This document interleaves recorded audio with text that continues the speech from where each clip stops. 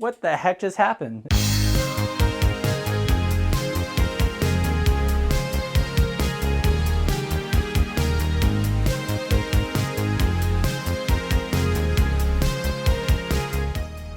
Welcome everybody to the Cave of Bad Ideas, where we learn to do the right thing by sometimes doing the wrong thing. And today is a very special episode because we are getting that much closer, I think, to a legit budget mullet solution. That's right, this just came in. It is a SRAM NX Eagle rear derailleur. Bought this with my own money, not sponsored by SRAM, made possible by a lot of you guys supporting us on PayPal and Patreon. So super excited about this. This might be the first derailleur that we'll be able to use that doesn't require some kind of bodge like the Wolf Tooth Road Link. Hopefully it works. We shall see soon enough. But before we get started, to the typical disclaimers, I am not a trained bike mechanic. I only play one on the internets. If you want legit bicycle advice, be sure to check out the Park Tools YouTube channel, wealth of information, or learn from your local bike shop. So just to catch you guys up, we have tried many things to get to a budget mullet solution. Everything from a rival 1x shifter to a rival rear derailleur. We were able to get it up to a 50-tooth cassette.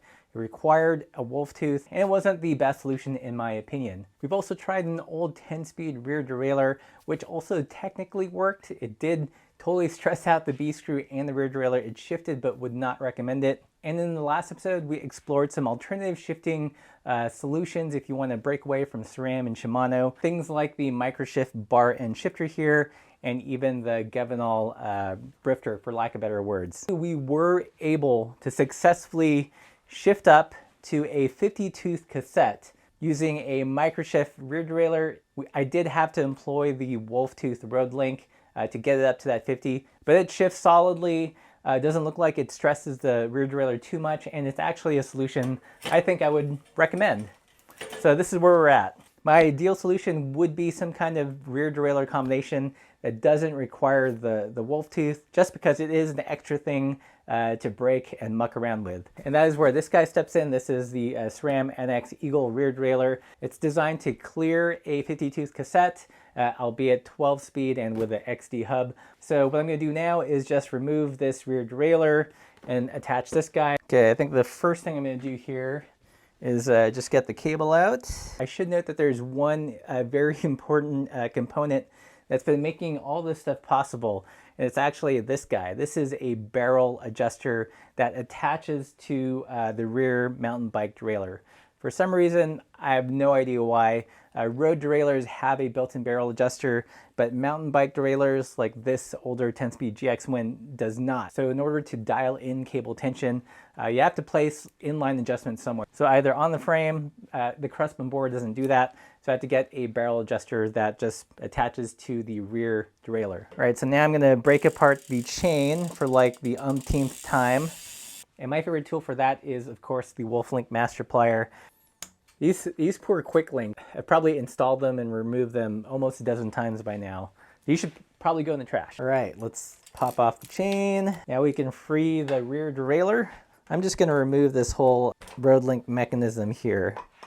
So again, the last derailleur we tried was this guy. It was the microshift one. It goes up to 46 teeth fine, but in order to get onto the 50, I had to use the Road Link. I don't think this is probably recommended either by Wolf Tooth or by microshift, but it worked. So let's open this guy up. Such fancy packaging for a rear derailleur, I have to say. It's got a little red plastic thing. I'm assuming this is to kind of gauge how far the pulley is from the cassette. Here's the derailleur in all its glory. It's the SRAM NX Eagle. Their second most inexpensive one. There is one step below. Big, herky, yeah. It's a lot of derailleur here. So again, just like the other mountain bike derailleurs, does not have a barrel adjuster, so you definitely need that piece. So someone in the comments had asked, would this Eagle derailleur work with rival shifters?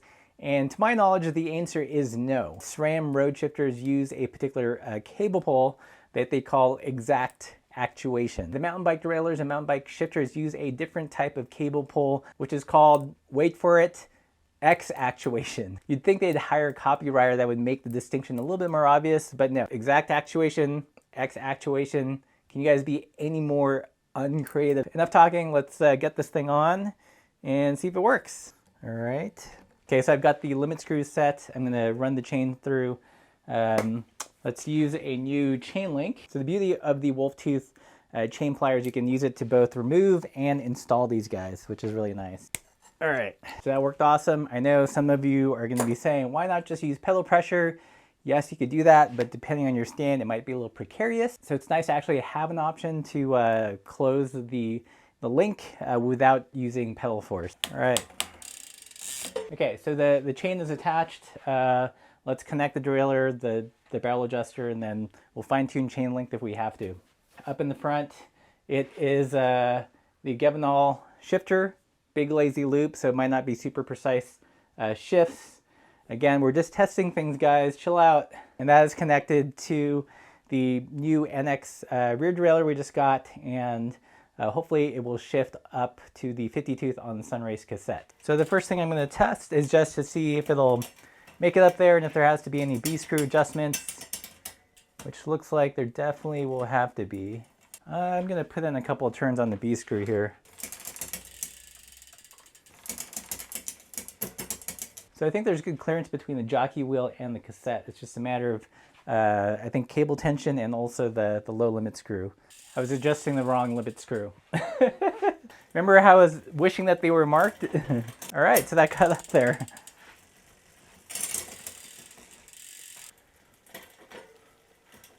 So it's shifting pretty smooth. Got a little trim there, not too bad. Let's just throw it.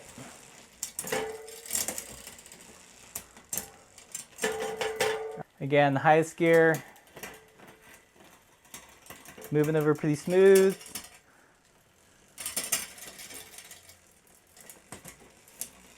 Nice.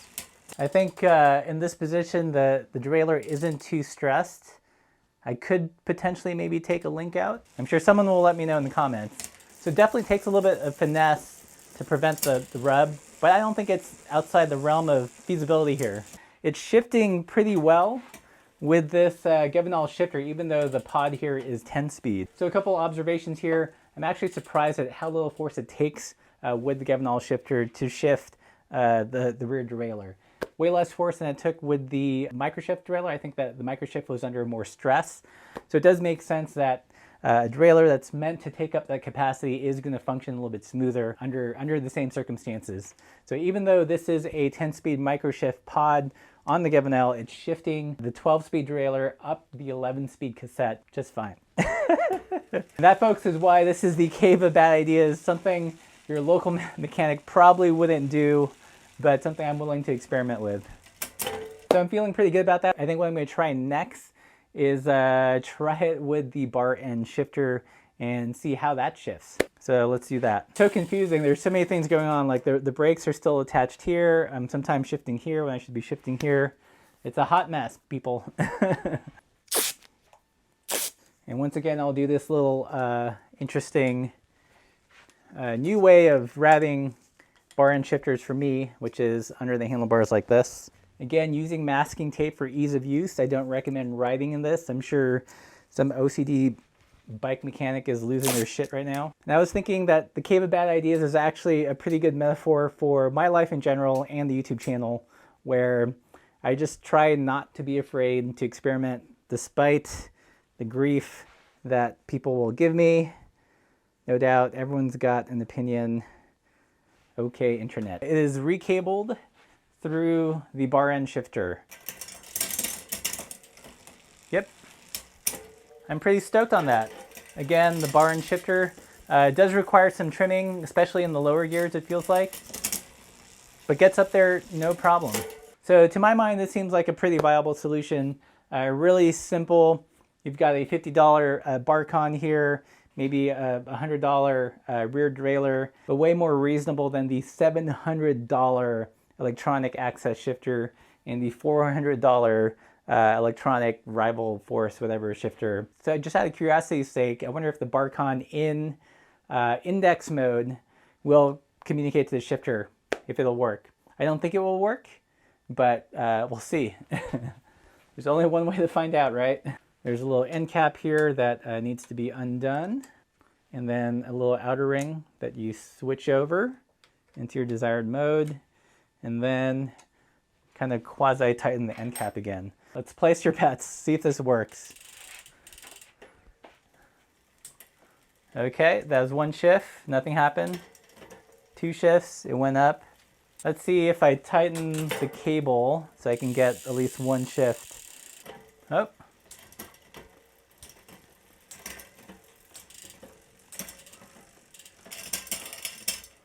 Well, look at that. It's kind of working, except for there. It's definitely not working. Well, that's kind of interesting. I'm gonna add a couple more turns here. Maybe you can smooth that out. What the heck just happened? I don't believe they shouldn't be the same cable pull, but it might be that there's enough gears and the spacing is close enough that it's working. Let's see if it does it for the full range of the cassette. So 1 shift, 1 shift, 1 shift. It was a little rough right there, but not too bad. Got up there eventually. Oh. What the heck? Let's see if we can refine that. I'm just gonna add another half turn here. And it appears to be working. So what gear is that? So between here and the next one, a little rough maybe, acceptable. I'm gonna kind of say that this works, or it works way better than I thought it would. I think like around here, like the jump is gets a little gritty. I'm not quite sure what this tool is about, but we'll see, I guess. Oh, so I guess I put that there. So this would suggest I could bring up the pulley. So let's do that.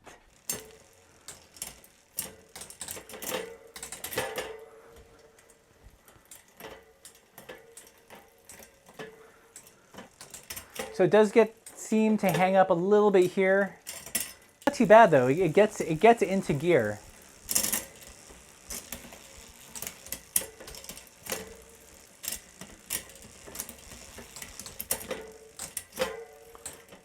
I don't know, guys. I'm gonna actually say that this works. I mean, it could also be the chain. It's still got its wax on it, so that could be stiffening it up a little bit. But over time, this may actually become really smooth. Because it would appear as if this 11-speed microshift Barcon shifter is shifting the NX Rear Derailleur okay. I mean, surprisingly well. It's not like 100% perfect. There are some gears where there's some slight rubbing until it settles in, but that could be the chain, that could be the cassette, lots of other factors, but I'd say it's about 95% there. I would totally legit run this and feel 100% comfortable with it. It's kind of a bomb-proof shifter. There's no road link or anything. Rear derailleur is in stress. It seems to be shifting okay. I'm totally glad I tried this in index mode. I was gonna just leave it in friction and call it a day, but it appears as if they're working, which is a huge surprise to me. I don't know, is this where budget mullet should end, or should we do like a Shimano version? Who knows? I'm actually pretty dumbstruck right now that this works so well. If you're interested in any of these parts, I will put them in the links below. If you missed the previous attempts, be sure to check out the playlist, and I'm sure I will come up with more things to experiment with in the cave of bad ideas. Until next time, guys, keep this up upside down.